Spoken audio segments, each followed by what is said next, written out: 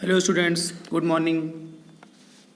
आज हम लोग आगे का टॉपिक स्टार्ट करने जा रहे हैं सोल्यूशन में, that is vapour pressure of liquid solution. Clear. सबसे पहले हम लोग बात करते हैं कि वेपर प्रेशर क्या होता है, वेपर प्रेशर को कैसे डिफाइन करते हैं, ये हमें देखना है। मान लो हमारे पास एक लिक्विड है, बंद कंटेनर में है।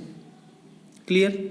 बंद कंटेनर इसलिए लिया गया है कि अगर ओपन कंटेनर होगा तो वेपर तो निकल जाएंगे, वेपर रह ही नहीं जाएंगे, इसलिए बंद कंटेनर, क्लोज कंटेनर लिया गया है।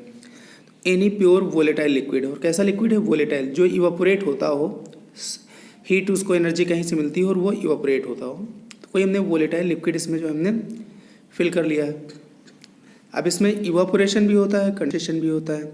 इवापोरेशन और कंडेंसेशन जब इक्विलिब्रियम में हो जाए तब जो वेपर फॉर्म होती हैं, वेपर का इस लिक्विड के सरफेस पे प्रेशर लगता है, या वेपर का ये जो वॉल ऑफ कंटेनर है, इस वॉल ऑफ कंटेनर पे भी प्रेशर लगता है, उसको हम लोग बोलते हैं वेपर प्रेशर।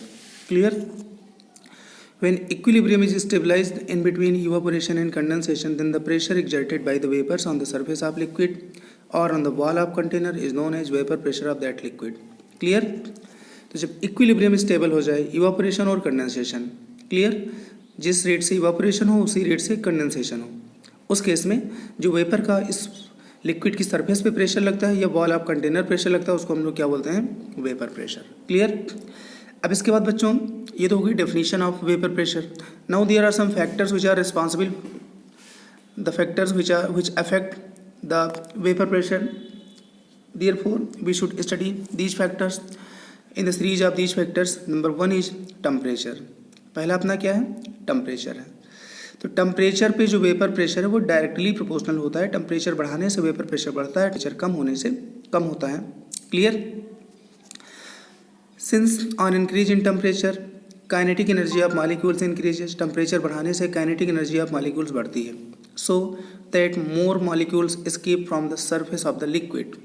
लिक्विड की सरफेस से ज़्यादा मॉलिक्यूल उड़ते हैं, एस्केप होते हैं इन द वेपर फेज में, resulting in higher vapour pressure. और इवापोरेशन जब वेपर ज़्यादा बनेंगी तो वेपर का प्रेशर भी ऑलरेडी क्या होगा? ज़्यादा होगा। अब ये टेम्परेचर और वेपर प्रेशर में एक मैथमेटिकल रिलेशन दिया गया है। इस इक्वेशन को बोलते हैं क्लासियस एंड क्लेपिरॉन इक्वेशन। तो ये क्लासियस और क्लेपिरॉन इक्वेशन क्या है? It is the relation in between two temperature and two vapour pressure. Clear. log P2 upon P1 is equals to delta H web upon 2.303 R 1 upon T1 minus 1 upon T2. Clear. P1 and P2 are the vapor pressures at temperature T1 and T2 respectively. Vapor pressure in atmosphere. Clear. Vapor pressure in atmosphere हमें put करना है। Temperature in Kelvin R 8.314 joule per mole kelvin. Clear. Are में किस में लिखना? 8.314 joule per mole kelvin. Delta H vaporisation enthalpy of vaporisation of liquid kilo joule per mole. For water H2 the vapour pressure is 1 atmosphere at 373 kelvin. बच्चों ये value हमें याद रखना है, कभी कभी क्वेश्चन में नहीं दिया जाता है। तो वाटर का जो वेपर प्रेशर होता है 373 केल्विन पे कितना होता है? 1 एटमॉस्फेयर होता है। और इस टेम्परेचर और इस प्रेशर पर उसकी जो एंथैल्पी ऑफ वेपोराइजेशन होती है वो होती है 40.7 किलो जूल पर मोल होती है। क्लियर। तो ये तो हो गया वेपर प्रेशर के बारे में। अब इसके बाद टेम्परेचर का इफेक्ट वेपर प्रेशर पे। The second effect is nature of liquid. तो नेचर ऑफ लिक्विड का भी वेपर प्रेशर पर इफेक्ट पड़ता है। कैसे? देखो, every liquid has different magnitude of intermolecular forces. Her liquid की अपनी अलग अलग मॉलिक्यूल्स के बीच में इंटरमॉलिक्यूलर फोर्स ऑफ अट्रैक्शन की वैल्यू होती है। क्लियर। हर लिक्विड के मॉलिक्यूल्स के बीच में जो इंटरमॉलिक्यूलर फोर्स ऑफ अट्रैक्शन होता है उसका मैग्नीट्यूड, उसकी वैल्यू अलग अलग होती है। The liquids with weaker intermolecular forces tend to easily escape from liquid phase to vapour phase. Clear.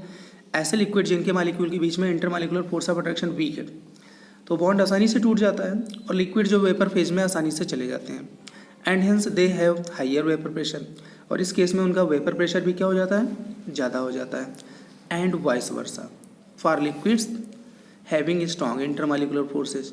और इसका जस्ट अपोजिट ऐसे मॉलिक्यूल, ऐसे लिक्विड के लिए जिनके मॉलिक्यूल्स के बीच में इंटरमॉलिक्यूलर फोर्स स्ट्रॉन्ग होता है, वो बॉन्ड आसानी से नहीं टूट पाता। मॉलिक्यूल्स आसानी से लिक्विड सरफेस से एस्केप नहीं करते वेपर फेज में, और फिर उनका वेपर प्रेशर भी एक्सर्ट नहीं होता। क्लियर। यहाँ पे एक नोट आपको याद करना बहुत ज़रूरी है। At a given temperature and pressure vapour pressure independent on amount of liquids comma atmospheric pressure comma surface area of liquid. Clear. तो जो वेपर प्रेशर है, वेपर प्रेशर किसी पर्टिकुलर टेम्परेचर और प्रेशर पे इंडिपेंडेंट होता है, किस पे, अमाउंट ऑफ लिक्विड। लिक्विड कम लिया है ज़्यादा लिया, उसका वेपर प्रेशर सेम होगा। एटमॉस्फेरिक प्रेशर, एटमॉस्फेरिक प्रेशर कुछ भी हो। Surface area of liquid, surface area पे भी क्या होता है, इंडिपेंडेंट होता है। तो बच्चों ये जो है कुछ बात हो गई। अब इसके बाद आगे की हम जो है बात करते हैं vapour pressure of solution containing non volatile salute in volatile solvent. अब हम वेपर प्रेशर की बात करेंगे। वेपर प्रेशर ऑफ सोल्यूशन, एक हमारे पास ऐसा सोल्यूशन है, क्लियर, ऐसा सोल्यूशन है कंटेनिंग नॉन वोलेटाइल सल्यूट इन वोलेटाइल सॉल्वेंट। वोलेटाइल हमारा सॉल्वेंट है लेकिन नॉन वोलेटाइल क्या है, सल्यूट है। वोलेटाइल नॉन वोलेटाइल का मतलब मैंने बच्चों भी आपको बता दिया है कि जो इवोपरेट हो जाते हैं आसानी से उनको हम लोग क्या बोलते हैं, वोलेटाइल, और जो इवोपरेट नहीं होते हैं हीट एनर्जी की प्रेजेंस में उनको हम लोग क्या बोलते हैं, नॉन वोलेटाइल। तो यहाँ पे ऐसे सोल्यूशन के वेपर प्रेशर की बात करेंगे जैसे ग्लूकोज को वाटर में मिला दिया जाए, सुक्रोज को वाटर में मिला दिया जाए या यूरिया को वाटर में मिला दिया जाए। In such solution only solvent molecules get vaporised and vapor pressure is due to solvent only. Solute molecules do not contribute in vapor pressure. Clear? Solute molecules do not contribute, वैसे any vapor pressure होना चाहिए, any vapor pressure. Clear? Any vapor pressure. तो जो solute molecules हैं वो जो है किसी तरह का कोई vapor pressure exert नहीं करते हैं। जो भी वेपर प्रेशर होता है वो किसका होता है, सिर्फ सॉल्वेंट मॉलिक्यूल्स का होता है। Clear. In the solution the surface has both solute and solvent molecules. जब किसी भी प्योर सॉल्वेंट को सोल्यूशन में हम बना देते हैं, कैसे बनाएंगे, सॉल्वेंट में सॉल्यूट मिला के। क्लियर। तो जब भी कोई भी हम सोल्यूशन बनाते हैं तो उसमें होता क्या है, सोल्यूशन की जो सरफेस होती है उस पर सॉल्वेंट मॉलिक्यूल्स भी होते हैं और सल्यूट मॉलिक्यूल्स भी होते हैं। लेकिन जो हमारा प्योर सॉल्वेंट होता है, प्योर सॉल्वेंट, उसकी सरफेस पे सिर्फ सॉल्वेंट मॉलिक्यूल्स होते हैं। ये अपने माइंड में हमें रखना है। क्लियर। तो सॉल्वेंट में सिर्फ सरफेस पे सिर्फ सॉल्वेंट मॉलिक्यूल्स होते हैं और सोल्यूशन में सरफेस पे सॉल्वेंट प्लस सल्यूट दोनों ही मॉलिक्यूल्स होते हैं। Clear. In the solution the surface has both solute and solvent molecules, therefore surface area covered by solvent molecule as compare to the pure form gets reduced. इसका मतलब ये हुआ कि surface area पे solvent molecules solution में कम होंगे comparison to pure solvent. Pure solvent में सरफेस एरिया पे ज़्यादा सॉल्वेंट मॉलिक्यूल्स हैं। सोल्यूशन में क्या है, कुछ पार्टिकल के बीच में सॉल्यूट पार्टिकल भी आ गए तो सॉल्वेंट के पार्टिकल या मॉलिक्यूल्स क्या हो गए, कम हो गए, gate reduced. Hence number of solvent molecules escaping from surface get reduce. इसलिए सरफेस से जो सॉल्वेंट मॉलिक्यूल्स हैं जो वेपराइज हो रहे हैं, जब मॉलिक्यूल्स ही कम हैं तो उनके वेपराइजेशन भी कम हो गया। Clear. So that vapour pressure of solution is also reduced. इसलिए सोल्यूशन का वेपर प्रेशर भी क्या हो गया, कम हो गया as compare to the vapour pressure of pure solvent. Vapour pressure of pure solvent के कंपेरिजन में सोल्यूशन का वेपर प्रेशर क्या हो गया, कम हो गया। तो इसको हम एक लाइन में हम लोग जनरली याद रखते हैं। ये तो रीजन हो गया, एक्सप्लेनेशन हो गया, बस एक लाइन आपको याद रखना है। When a solvent is converted into solution it's vapour pressure decreases. कोई भी सॉल्वेंट जब सोल्यूशन में कन्वर्ट होता है तो उसका वेपर प्रेशर हमेशा क्या होता है, कम होता है। क्लियर। अब यहाँ पे बच्चों कुछ सिंबल है जो आगे यूज करना है उनको, तो मैंने पहले ही आपको सिंबल यहाँ पे समझा दिया है कि बार बार आपको न बताना पड़े और ना आपको बार बार कोई कन्फ्यूजन हो। Clear. Small W capital W क्या है, weight of solute comma solvent. Small M comma capital M क्या है, molecular weight of solute comma solvent. P nought comma P क्या है, vapour pressure of pure solvent और vapour pressure of solvent in solution. P S क्या है, vapour pressure of solution है। Small N capital N क्या है, moles of solute comma solvent. X solute comma x solvent, mole fraction of solute comma solvent. Clear. हमने अपने फार्मूलों में small M का मतलब मॉलिकुलर वेट ऑफ सल्यूट कहा है, जबकि क्वेश्चंस में जब भी स्मॉल एम लिखा रहेगा आप उसका मतलब समझो कि मोलेलिटी या मोलल कंसंट्रेशन। क्लियर। मोलेलिटी या मोलल कंसंट्रेशन। ये बुकिश लैंग्वेज है, बुक में ये क्वेश्चंस कहीं पे आएगा। स्मॉल m का मतलब मोलैलिटी या मोलल कंसंट्रेशन। अब देखो यहाँ पे मान लो हमारे पास एक प्योर सॉल्वेंट था, लिक्विड, जिसका वेपर प्रेशर P0 था, मैंने भी बताया है, और वोलेटाइल है, कैपिटल W ग्राम इसको लिया गया है। इसमें हमने small W gram non volatile and non electrolyte solute मिला दिया है, तो ये क्या बन गया? सोल्यूशन बन गया। सोल्यूशन का वेपर प्रेशर हमने मान लिया PS हो गया, लेकिन सोल्यूशन में जो सॉल्वेंट पार्ट प्रेजेंट है उसका वेपर प्रेशर P है। इसके मोल्स N है, इसके मोल्स स्मॉल n है, इसके कैपिटल N है क्योंकि ज़्यादा है। टोटल मोल्स क्या लिखेंगे? Small n plus capital N लिखेंगे। क्लियर? अब यहाँ पे एक साइंटिस्ट थे, French chemist mister routes.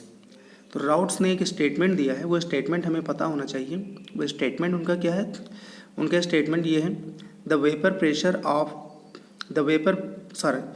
Partial vapour pressure of a solvent, the partial vapour pressure of a solvent. इसका मतलब ये हुआ सोल्यूशन में सोल्यूट भी है और सॉल्वेंट भी है, तो दोनों की जो अपने अलग अलग वेपर प्रेशर होते हैं उनको हम लोग पार्शियल के टर्म में यूज करते हैं। पार्शियल का मतलब होता है आंशिक, पार्टली, उसका कितना पार्ट है और दूसरे का कितना पार्ट है। क्लियर? तो the partial vapour pressure of solvent in A solution of non volatile non electrolyte solute is directly proportional to its mole fraction. Its का मतलब वो अपने ही मोल फ्रैक्शन के क्या है? डायरेक्टली प्रोपोर्शनल है। मतलब सॉल्वेंट का जो वेपर प्रेशर सोल्यूशन में है वो अपने ही मोल फ्रैक्शन के क्या होगा? डायरेक्टली प्रोपोर्शनल होगा। क्लियर? डायरेक्टली प्रोपोर्शनल होगा, तो ये बात भी हमको याद करना पड़ेगा। क्लियर? अब इसके बाद देखो क्या है, ये सबको समझ में आ गया? चलो अब इसके बाद आगे हम देखते हैं अकॉर्डिंग टू अगला, अकॉर्डिंग टू राउट्स। राउट्स ने इसको एक ग्राफ के टर्म में भी समझाया हुआ है। ग्राफ इनका क्या है? ग्राफ में ये जो एक्स एक्सिस है इस पे तो इन्होंने मोल फ्रैक्शन डिनोट किया है, और ऊपर जो वाई एक्सिस है इस पे इन्होंने डिनोट किया वेपर प्रेशर। क्या डिनोट किया है? Vapour pressure. तो इस एक्सिस के ऊपर जो है वाई एक्सिस पे vapour pressure of pure solvent को यहाँ पे बताया है P0, ये वैल्यू है। क्लियर? और जब vapour pressure of pure solvent का P0 है, और जब सॉल्वेंट कोई भी सब्सटेंस जब प्योर होता है तो उसके मोल फ्रैक्शन 1 होते हैं। कोई भी सब्सटेंस जब प्योर होता है तो उसके मोल फ्रैक्शन क्या होते हैं? 1 होते हैं। अब जैसे जैसे हम इस पॉइंट से इधर को मूव करेंगे जीरो की तरफ, तो इसके मोल फ्रैक्शन कम होते जाएंगे, कम होते होते होते होते यहाँ पे पहुँचते पहुँचते 0। ठीक है? तो वैसे ही इसका मोल फ्रैक्शन यहाँ पे, तो ये सॉरी वेपर प्रेशर ये वैल्यू है। क्लियर? क्लियर? यहाँ से लेकर यहाँ तक ये पूरी वैल्यू है, ये यहाँ से यहाँ तक ये वो वेपर प्रेशर है। लेकिन जब इसके मोल फ्रैक्शन कम होते चले जाएंगे तो एक कंडीशन ये होती है, इसका वेपर प्रेशर कम होते होते होते होते होते होते यहाँ पे पहुँचते पहुँचते जब इसके मोल फ्रैक्शन 0 हो गए तो वेपर प्रेशर भी क्या हो गया? 0 हो गया बच्चों। क्या हो गया? 0 हो गया। क्लियर? तो वही यहाँ पे राउट्स ने बताया हुआ है। राउट्स ने क्या बताया? According to Raoult's, vapour pressure directly proportional to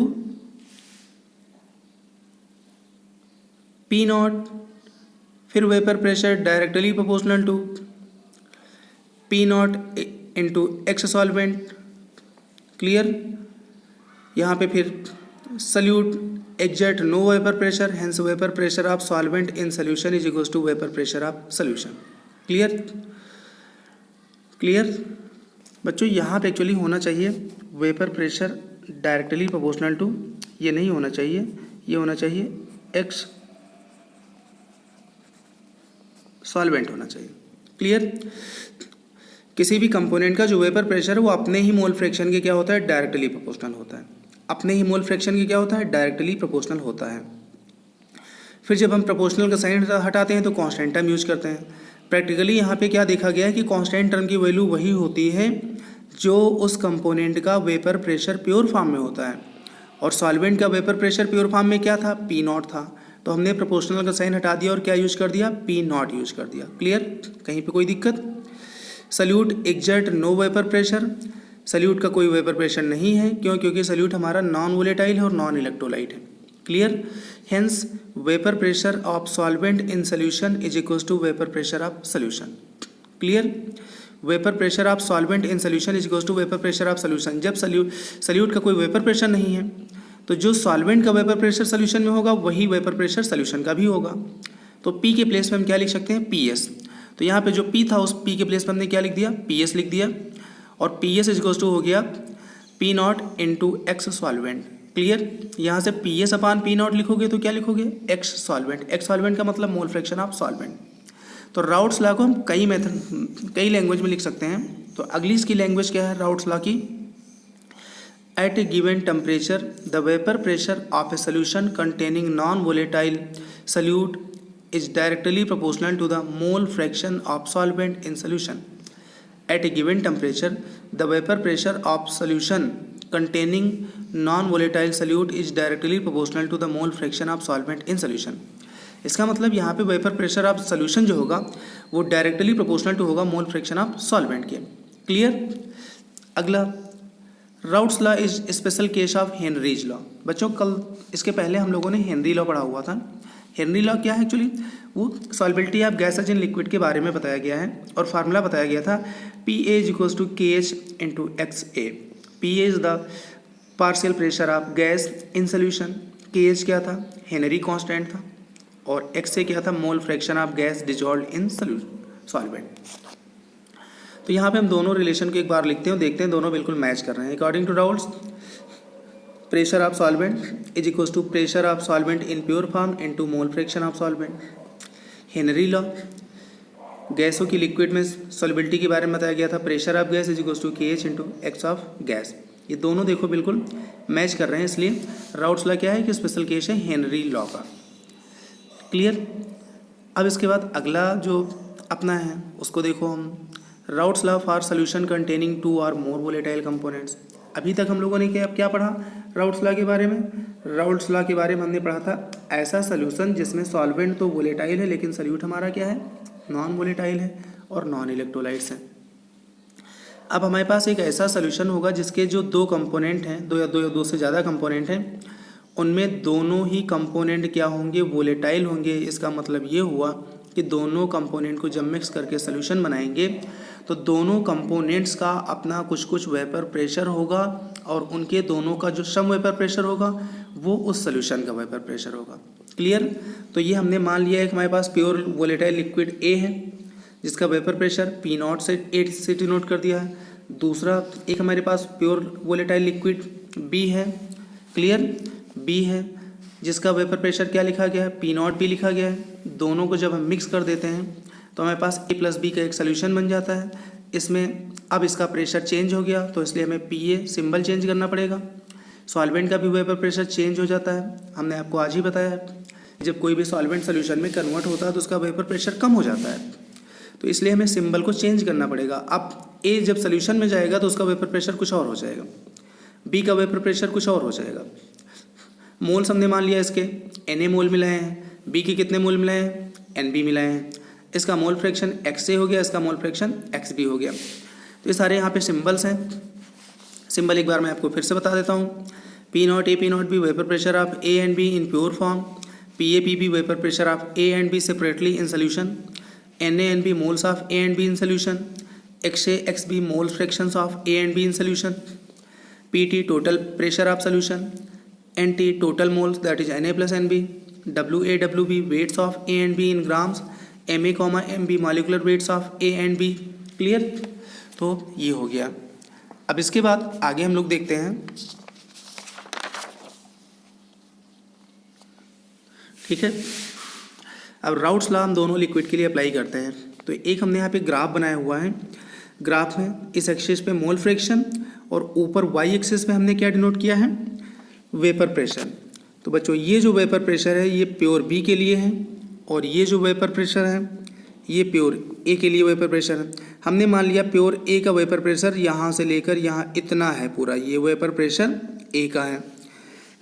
be का प्योर फॉर्म में वेपर प्रेशर क्या है, ये इतना वाई एक्सिस पे इतना, ये वेपर प्रेशर बी का है। क्लियर। यहाँ पे प्योर बी है और यहाँ पे क्या है, प्योर ए है। जब कोई चीज़ प्योर होती है तो उसके मोल फ्रैक्शन 1 होते हैं, दूसरा 0 होता है। यहाँ पे क्या है, प्योर बी है तो बी के मोल फ्रैक्शन 1 है, ए 0 है। लेकिन इधर से जब इधर चलेंगे तो बी के मोल फ्रैक्शन डिक्रीज होंगे, ए के इंक्रीज होंगे, और इधर से जब इधर आएंगे तो ए के मोल फ्रैक्शन डिक्रीज होंगे और बी के इंक्रीज होंगे। और इसके बीच में किसी पॉइंट की बात करेंगे तो वहाँ पे ए के मोल फ्रैक्शन भी होंगे और बी के भी होंगे, जीरो कोई नहीं होगा। अब हम 1 बाई 1 बात करते हैं। मान लो बी का वेपर प्रेशर ये है, ठीक है। अब जैसे हम यहाँ से इधर जा रहे हैं तो फिर इसके बी के मोल फ्रैक्शन क्या हो रहे हैं, कम हो रहे हैं। बी के मोल फ्रैक्शन यहाँ से चलते चलते चलते चलते यहाँ पे जीरो हो जाते हैं। तो बी का जो वेपर प्रेशर है ये यहाँ पे है, ये यहाँ पे कब है, जब इसके मोल फ्रैक्शन 1 है। जब इसके मोल फ्रैक्शन डिके होते रहेंगे तो इसका वेपर प्रेशर भी कम होते होते होते होते होते होते यहाँ पे क्या हो जाएगा, इसके मोल फ्रैक्शन 0 तो इसका वेपर प्रेशर भी 0। अब हम ए की बात करते हैं। ए जब 1 है मोल फ्रैक्शन तो वेपर प्रेशर ये है। जैसे जैसे हम इधर जाएंगे इसके मोल फ्रैक्शन कम होते जाएंगे तो वेपर प्रेशर भी कम होते होते यहाँ पे पहुँचते पहुँचते ए के मोल फ्रैक्शन 0 तो ए का वेपर प्रेशर भी 0।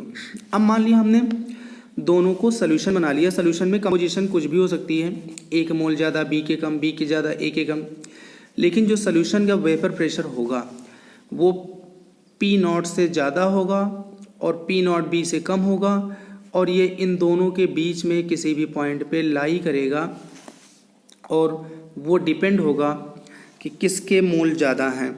अगर ए के मोल ज़्यादा हैं तो ए के पास लाई करेगा, बी के मोल ज़्यादा हैं तो बी के पास लाई करेगा, लेकिन रहेगा इसी लाइन पे रहेगा, किसी न किसी पॉइंट पे सोल्यूशन का वेपर प्रेशर रहेगा। क्लियर। तो अब देखो यहाँ पे according to Raoult's law for a solution of volatile liquids, volatile liquids है तो दोनों का अपना पार्शियल प्रेशर होगा, पार्शियल वेपर प्रेशर होगा। वेपर प्रेशर का मतलब पार्शियल वेपर प्रेशर।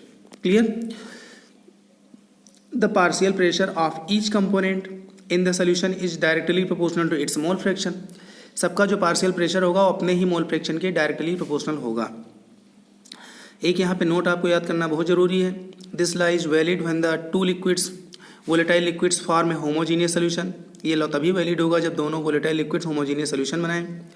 अब जैसे हम ए की बात करते हैं तो ए का पार्शियल वेपर प्रेशर सोल्यूशन में अपने ही मोल फ्रैक्शन के डायरेक्टली प्रोपोर्शनल होगा। बी का पार्शियल प्रेशर सोल्यूशन में अपने ही मोल फ्रैक्शन के क्या होगा, डायरेक्टली प्रोपोर्शनल होगा। याद करो, प्रोपोर्शनल का साइन हटाएंगे तो प्रैक्टिकली वही वैल्यू आती है जो उस लिक्विड का प्योर फॉर्म का वेपर प्रेशर होता है। और ए का प्योर फॉर्म का क्या था, पी नॉट ए, तो बी का भी प्योर फॉर्म का क्या था, पी नॉट बी था। तो ये पी ए हो गया P not into X A, P B क्या हो गया, P not B into x B. Clear. X A के मोल फ्रैक्शन, एक्स बी के मोल फ्रैक्शन। अब अगर आपसे पूछा जाए कि सोल्यूशन का टोटल वेपर प्रेशर कितना है तो डाल्टन्स लॉ यहाँ पे अप्लाई कर देते हैं। जैसे डाल्टन्स लॉ ने बताया था किसी भी गैसों के मिक्सचर का टोटल प्रेशर क्या होता है, सभी गैसों के पार्शियल प्रेशर के सम के बराबर होता है। तो यहाँ पे ए का partial pressure, partial vapour pressure P A है और बी का पार्शियल वेपर प्रेशर क्या है, पी बी है सोल्यूशन में। तो इसका दोनों को जब हम ऐड कर देंगे तो सोल्यूशन का टोटल वेपर प्रेशर हो जाएगा P A plus P B. और पी ए के प्लेस पे वैल्यू पुट कर दोगे, पी बी के प्लेस पे वैल्यू पुट कर दोगे, P not into X A plus P not B into x B. Total vapour pressure आप सोल्यूशन आ गया। अब ये भी हम सबको पता है, in A solution the sum of mole fraction of each component is 1। जितने भी कंपोनेंट में सोल्यूशन में होते हैं सबके मोल फ्रैक्शन का सम क्या होता है, 1 होता है। यहाँ पे दो ही कंपोनेंट है तो X A plus X B 1 लिखोगे, या फिर X A is goes to 1 minus X B, X B is goes to 1 minus X A हो गया। तो पी टोटल हमारा है P not A into X A के प्लेस में हम लिख सकते हैं 1 माइनस एक्स बी। क्या लिख सकते हैं, 1 माइनस एक्स बी। अब इसको हमको फर्दर सॉल्व करने के बाद हमारे पास इक्वेशन आ गई, P total is goes to P not A plus P not B into x B minus P not A into x B. इसको सॉल्व करने के बाद पी टोटल क्या हो गया, P not A plus P not B minus P not A into x B. ऐसे ही x B के प्लेस पे अगर हम 1 माइनस एक्स ए पुट कर देते हैं तो एक्स बी के प्लेस पे जब हम 1 माइनस एक्स ए पुट कर देंगे तो हमारी इक्वेशन ये भी तैयार हो जाएगी, P total is goes to P not B plus P not A minus P not B into X A. ये दोनों इक्वेशन है, बहुत ही इंपॉर्टेंट है, इन पे क्वेश्चन गिवन होती है बच्चों, तो आप इनको एक बार तैयार कर लेना। आगे है the composition of vapour phase can be determined with the help of Dalton's law of partial pressure. कभी कभी क्या हो जाता है कि क्वेश्चन में दो कंपोनेंट हैं, वोलेटाइल है, तो उनके कुछ मोल फ्रैक्शन लिक्विड स्टेट में भी होते हैं और कुछ उनके मोल फ्रैक्शन वेपर फेज में भी हो जाते हैं, क्योंकि कुछ पार्ट उसका वेपराइज भी हो जाता है। तो मान लो यहाँ पे let x A dash and x P dash are mole fraction of A and B in the vapour phase. मान लो वेपर फेज में ए के mole fraction x A dash है और बी के एक्स बी डैश है। Then according to Dalton's law, अब Dalton's law के अकॉर्डिंग जो है आगे हमें देखना है कि कैसे हम लोग आगे सॉल्व करते हैं। तो डाल्टन ने बताया है कि partial pressure of A in liquid phase is equal to होता है mole fraction in vapour phase into P total, clear. And partial vapour pressure of B in liquid phase is equal to होता है mole fraction of B in the vapour phase into total pressure, clear. और total pressure solution का है liquid state का। तो यहाँ से x dash क्या हो जाएगा, पी ए अपान पी टोटल, और एक्स बी डैश तो 1 माइनस एक्स डैश हम कर लेंगे, ठीक है। वेपर फेज में भी सबके मोल फ्रैक्शन का सम 1 होता है बच्चों, ये आपको याद रखना है। तो एक्स बी डैश क्या हो जाएगा, 1 माइनस एक्स डैश। अब यहाँ पे पी ए के प्लेस पे आप पुट करोगे P nought into x से, और पी टोटल अभी भी आपको बताया गया था P not B plus P not A minus P not B into x से। ये दूसरा रिलेशन भी आप लिख सकते हो P not B into x B upon P not A plus P not B minus P not A into x B. तो ये दोनों रिलेशन है। इन रिलेशन से हम किसी भी कंपोनेंट के मोल फ्रैक्शन हम लोग वेपर फेज में भी हम लोग फाइंड कर सकते हैं, क्लियर। इसके बाद बच्चों अपना अगला टॉपिक है ideal and non ideal solution. तो ideal and non ideal solution बच्चों हम लोग नेक्स्ट टर्न पे पढ़ेंगे। Thank you, very good, okay.